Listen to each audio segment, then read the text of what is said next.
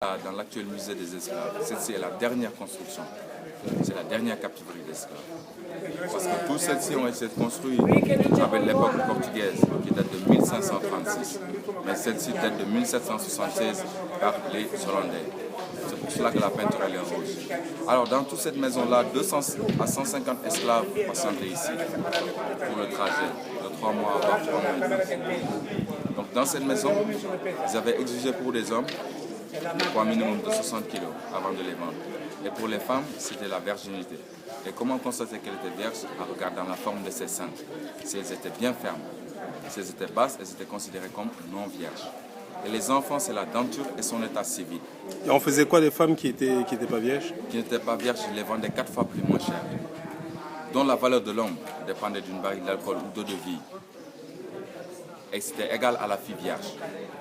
Donc l'homme qui ne pouvait pas atteindre ce poids minimum de 100 kg là, et la fille qui n'était pas vierge, ils étaient vendus 4 fois plus moins cher, égal, divisé 4 fois la barrique d'alcool. Si c'était l'enfant, c'était un bracelet, un miroir ou un petit collier. Donc dans cette maison vivaient 150 à 200 esclaves qui patientaient 3 mois voire 3 mois et demi. Séparés selon le sexe et l'âge.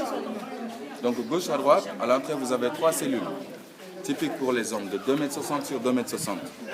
Ils étaient assis dedans, le dos contre le mur, presque nus, assis par terre, les chevilles enchaînées avec des chaînes.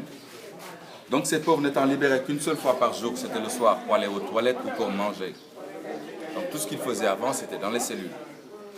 Et en plus que l'esclave n'avait pas le droit de tomber malade, en crainte d'épidémie et en manque de médecins. C'est pour cela que les esclaves, ils étaient malades, ils les jetaient à l'eau.